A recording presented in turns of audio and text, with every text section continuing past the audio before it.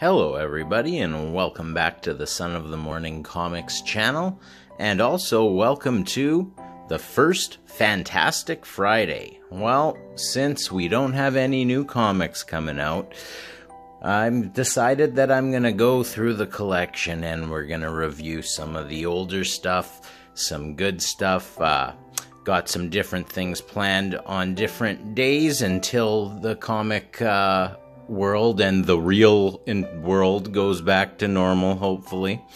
So today, what we're going to be looking at is Fantastic Four issue number 51. And the title of this one is called This Man, This Monster. This is a very thing-centered issue. But of course, we won't be using my actual copy here. We'll be using the good old Omni instead. Alright, here we go. This'll look much better on these nice white pages than it would on the newsprint anyway. So this, like I said, this issue is titled This Man, This Monster. Now, a lot of the Fantastic Four issues were sort of written where one story would finish halfway through a book and a new one would start. I think it was just a good marketing ploy by Stan and Jack to get people coming back for the next issue. But this specific one takes place in between two arcs. So this comes directly after the Coming of Galactus trilogy, the 40 from 48 to 50, and just before the Black Panther introduction, which is 52, 53, and 54. So this story is centered on the Thing, and so as the story starts out, the Thing's just sort of going for a walk. He's kind of upset. The reason why he's upset does stem from the previous issue, where he thinks that Alicia Masters has fallen for the Silver Surfer, but of course he walked away from the scene too soon to find out that she would, she was happy that the Silver Surfer helped save the Earth, but she really just wanted to see the man that she loved, who was Ben Grimm the Thing. Anyway, enough of that. So he's going for a walk. Police are asking him if he wants a ride, and then he makes a comment that, I wonder what made me walk to this neighborhood almost like I was being pulled by something. And he was being pulled by something. He was being pulled by this guy who is an evil genius. And he's got that evil genius look to him. And so, he's telling him to, it's cold out there. Have a seat. I'll make you some coffee. He makes him some coffee. Unfortunately, the coffee, he's like date rape drugged the coffee. And the Thing starts getting tired, and the nice scientist offers his couch for the Thing to sleep on. And then we start to see the little bit of the diabolical nature of this man here. He says, "After tonight, they'll laugh at my theories no longer. I'll have proven myself at last, and then I'll score the greatest triumph of all. Single-handedly, I'll destroy the entire Fantastic Four. Thus, I'll prove for all time that I'm the mental superior of Reed Richards." So now we know what this guy's motivation is. He's a scientist. He thinks he's better than Reed Richards. Obviously, he's not, and he's jealous. Now that the Thing is nicely, in dreamland, we see that in his closet here, our scientist has what he calls his duplication apparatus, and so he starts hooking himself up to it, and one of the things that I find funny here is that, like, he says, he was the perfect choice for my experiment because of our slight skeletal resemblance. So he's referring to the brow here, which I find funny because Ben Grimm doesn't look like that. But okay, whatever. And so, you know, he starts the process, and he has turned himself into the thing, and the thing has turned back into Ben Grimm. Now, like, yeah, sure, he's got a little bit of the eyebrow thing there, but not like that. And so then, back at the Baxter building, Reed Richards is hard at work as usual, and then he's, you know, avoiding having dinner with Sue. It's been a couple nights since he actually had dinner with Sue. She's getting angry. And then, you know, she makes a comment that, you know, you've had work crews all week building new machines, especially that one in the locked lead-lined room. How did you find out?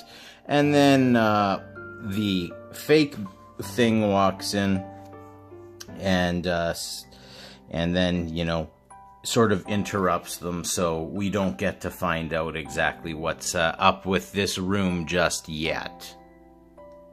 Next, Reed takes the imposter thing and Sue into the lead-lined room, and then you see this new machine that he's been building, and you know, he needs the thing to help him move stuff. Now, this is where there should have been a little tip-off here, because he's not confident in his ability to move this, but then he can pick it up with one hand. So, you know, he does that for Reed, and then Ben shows up, the real Ben, and, you know, Sue even says, that sounds like Ben. And I'll read this panel here. Sue says, Reed, it isn't possible, but look. Reed responds, easy there, must be an answer. Ben says, alright, smart guy, talk. How did you do it? How did you turn yourself into the thing? I said talk. And this guy says, wait, I'll stop trembling, Sonny. I don't understand that, but whatever. So they're trying to figure out who's the real thing here. Unfortunately for Ben Grimm, they believe the imposter thing, and that's no good for him. At the end of it, the end of the scene here, we have Ben Grimm getting very angry. You know, he says, maybe I'll teach you a lesson for once. Reed Richards, boy genius. Ha! What a laugh.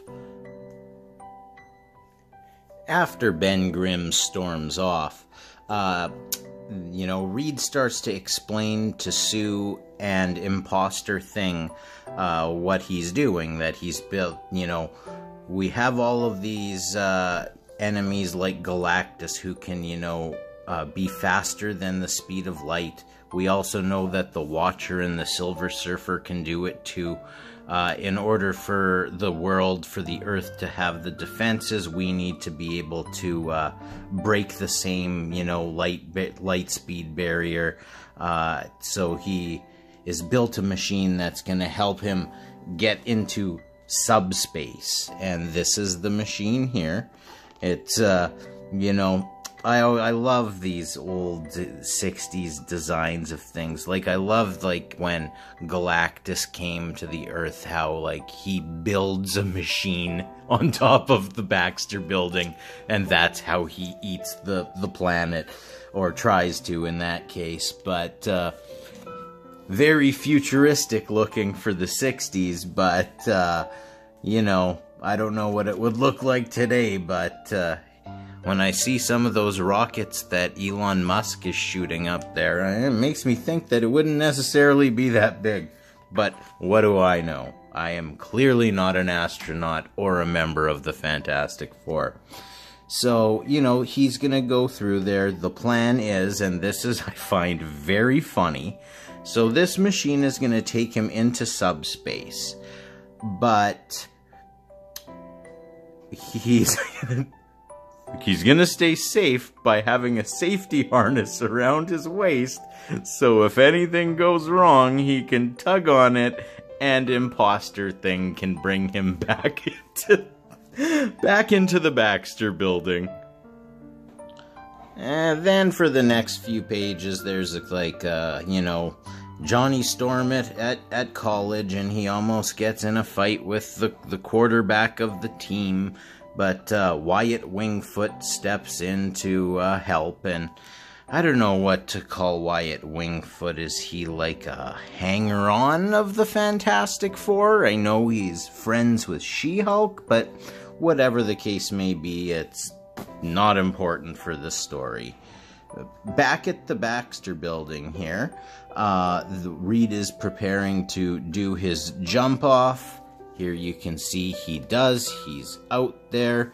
Now this I like, he's traveling through he says, "I've done it. The universe seems to be tearing itself open, falling apart. I've shredded the very fabric of infinity where all positive matter is transposed into negative form. And now I'm plunging through the resulting void, which I've created in the space-time dimensional barrier. It's almost more than human eyes can bear. I'm actually witnessing a four-dimensional universe, but the effect of seeing it with three-dimensional vision is indescribable. The line which is tied to me is my only contact with reality. If that should break, I'd be lost forever. Everything is moving faster now. The universe has become a vast kaleidoscope of light and sound. There's only one explanation. I'm finally approaching my goal. I'm at the very edge of subspace." I don't know if there would be sounds, but very cool scene. I like the imagination in the art there from Jack Kirby. How would we know what that would look like, right? And I absolutely love this full page here where Reed is, he's broken that void of subspace, and now he's, at the crossroads of infinity, the junction to everywhere, as he said. Very good writing by Stan Lee. Fantastic art here by Jack Kirby. Also great coloring by Joe Sinnott. And so, as Reed is going further and further, he realizes that he's seeing the Earth. Now, here's my question. Is this the first time that we've, encountered the multiverse in Marvel Comics or in any comics? Because the thing tied to his back is going behind him. He's headed forward towards the Earth. So this must be like a different Earth. An Earth of a parallel universe, perhaps. At least that's what I'm thinking. So then he starts tugging, because he realizes that, uh-oh, I'm about to get caught in the gravity of Earth, and if that happens, I'm screwed. So starts tugging on the rope to get impostor thing to bring him back, but nothing is happening, unfortunately. He realizes he's doomed, and he starts exclaiming, "Ben, where are you? Ben? Ben?" And so this is really interesting here, because he doesn't start tugging, because, well, he's imposter thing, and he even says it, he's tugging, all I gotta do is ignore him, and I'll have beaten the one man I've always envied, the one man no one else could ever defeat. But all of a sudden, I don't envy him anymore. I never knew how brave he was, how unselfish. Then Sue's like, "Ben, the line is growing. It's Reed. It's the signal. Get him out of there." So then now he has realized, okay, all these years he had thought that Reed Richards had it all, and that, he was a prima donna, and it was his money that was allowing him to do what he does. Now he realizes that Reed Richards is a hero, and he does things without thinking about profit, and he's doing this experiment for the good of humankind, doing it to so that he could help save the earth if necessary, and he's doing it in complete isolation. Nobody's gonna know about it, no media attention. So then, he does realize, okay, I better help this guy now. And so he does start to pull on the cord, but it snaps. Of course, Sue freaks out as her husband is, stuck in the void now. So impostor thing dives after the rope. He does catch it, but is pulled into the void, into the multiverse place there where Reed is, and he does eventually get to Reed. And I like it. He says, "Ben, you fool. You shouldn't have come here after me. Now we're both doomed." And so, he explains to him the situation. He said, couldn't have asked for a better friend, a better partner. They're saying basically their goodbyes because they're about to, explode when they hit the atmosphere of the Earth. And then, he's decided the pretender thing, that, enough is enough. And this I also find hilarious, by the way. He's gonna do what he can to save Reed Richards. So he picks him up and tosses him like a football. It must have been a perfectly tight spiral to throw him through the subspace barrier and then through the interdimensional multiversal area that he went through and back into the Baxter building. But hopefully he did it. We won't know for a minute or two. He's thinking to himself, the one worthwhile thing I ever did in my whole life, even the strengths which I possess now, I stole from another, but maybe I can use that strength to even the score somehow. So he has realized what he's done. He's understood that he has, he almost killed somebody. He stole somebody's identity.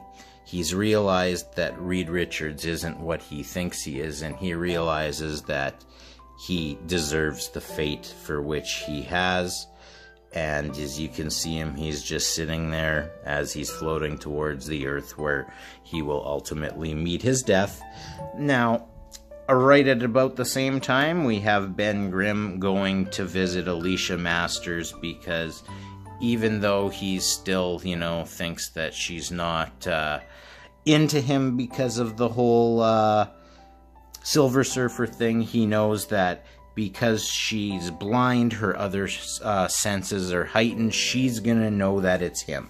So as he starts knocking on the door, though, his hands start going back to normal, because, and so he decides, okay, I'm gonna go get that other guy, and he just takes off. And Alicia comes to the door, and nobody's there, but she notes that she has the strangest feeling that whoever knocked on the door was somebody that she loved.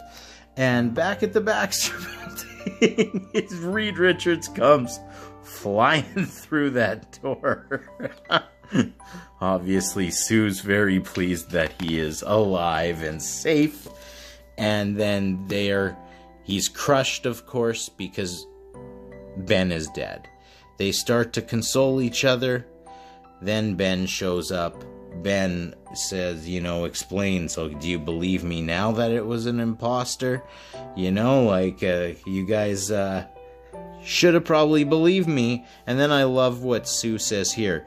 It is the real Ben. I can sense it, Reed.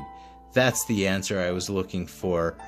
That's why the other Ben didn't pull the line in time. He was an impostor.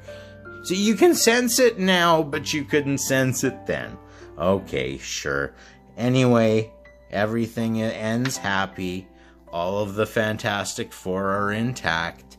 And then, Reed Richards just makes the final statement that he paid the full price.